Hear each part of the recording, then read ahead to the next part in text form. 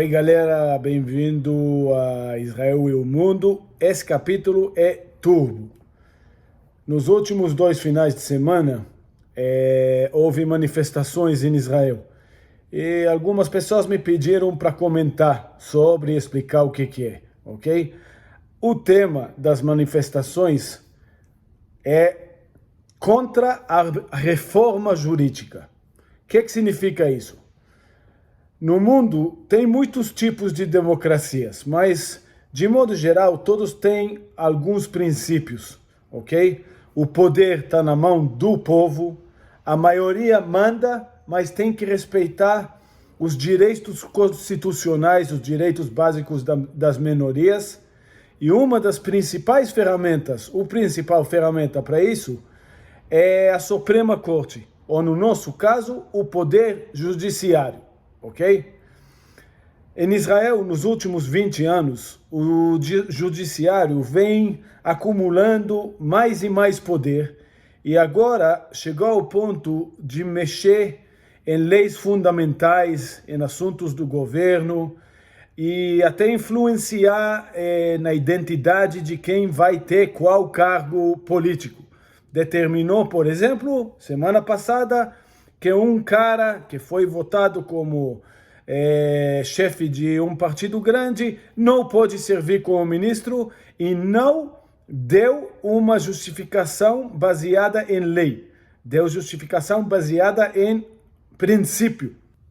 Agora, a gente pode comparar isso. Se fosse um carro, o poder judiciário seria o freio, o governo seria o motor. O poder judiciário seria o freio. E no nosso caso de Israel, o freio é tão forte, tão desproporcional e quase não tem motor. Ele tomou conta do carro inteiro. Será que isso em Israel, que Israel precisa de tudo isso? Será que não é exagerado? Israel não é um país qualquer.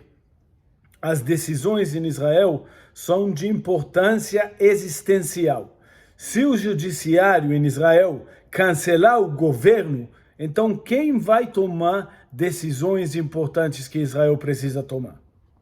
Vamos entender rapidinho o histórico recente que trouxe todo esse assunto a explodir. Em 2020, o judiciário em Israel acusou o Bibi Netanyahu de corrupção.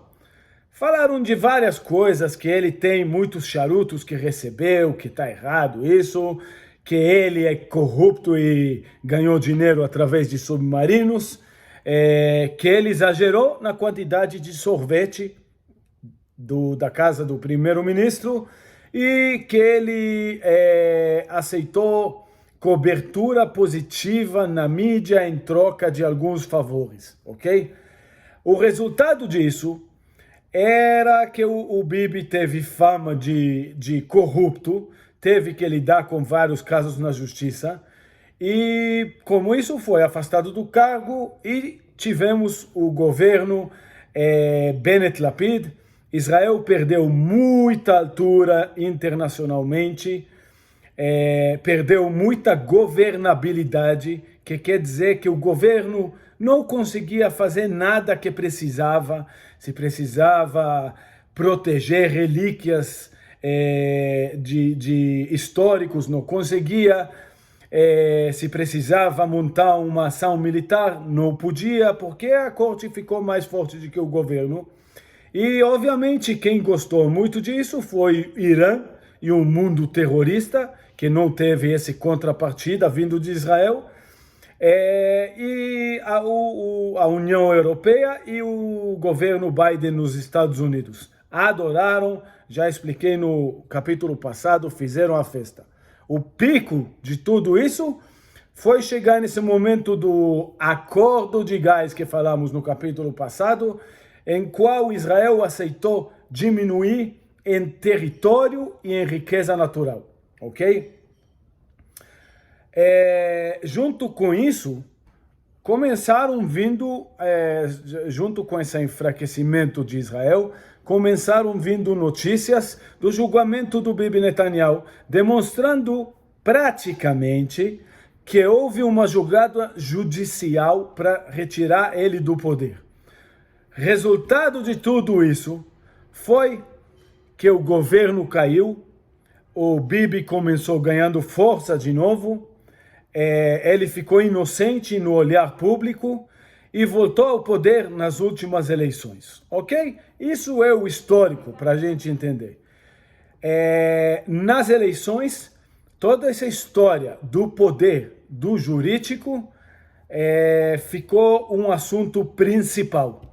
Muita gente falaram que é impossível que isso aconteça, que o país fica sem poder governar, e a Suprema Corte manda até na identidade do primeiro-ministro ao ponto de ter esse fracasso quando você tem uma pessoa capaz de liderar o país, mas barrado pela justiça. E nas eleições isso aí acabou se mostrando, virou um tema principal.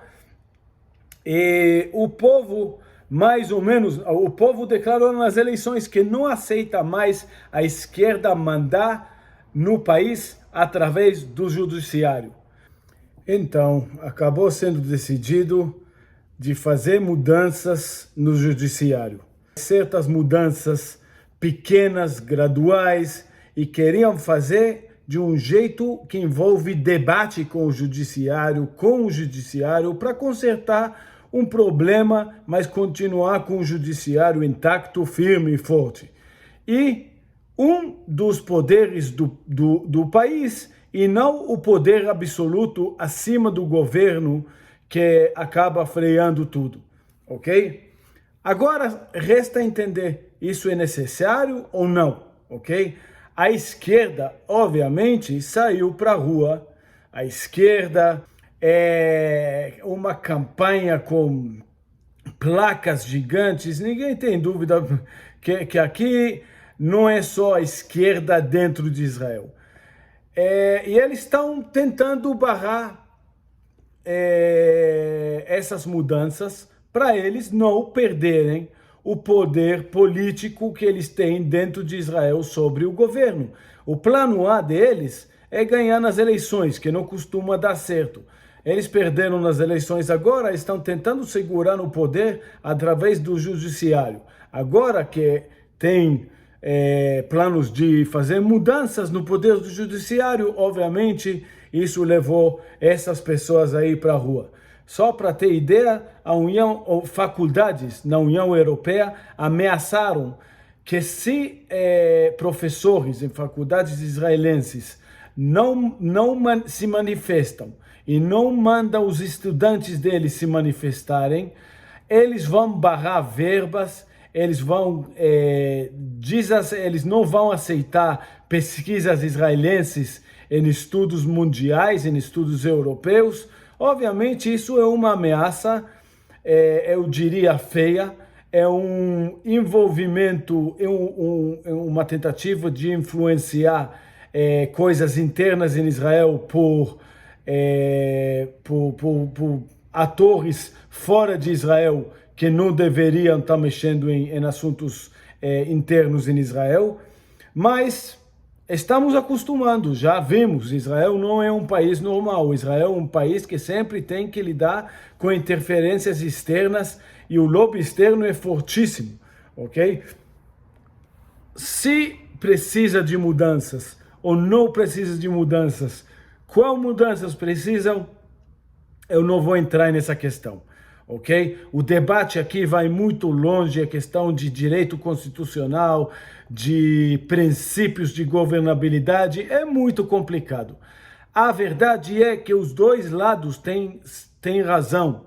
Precisamos de um governo forte, então a direita tem razão, e precisamos de um judiciário, então teoricamente a esquerda tem razão, só que a esquerda está disposta a destruir a sociedade por isso. Eles não estão aceitando debater, eles não estão aceitando ter um jogo de poder aqui, achar o ponto certo de equilíbrio.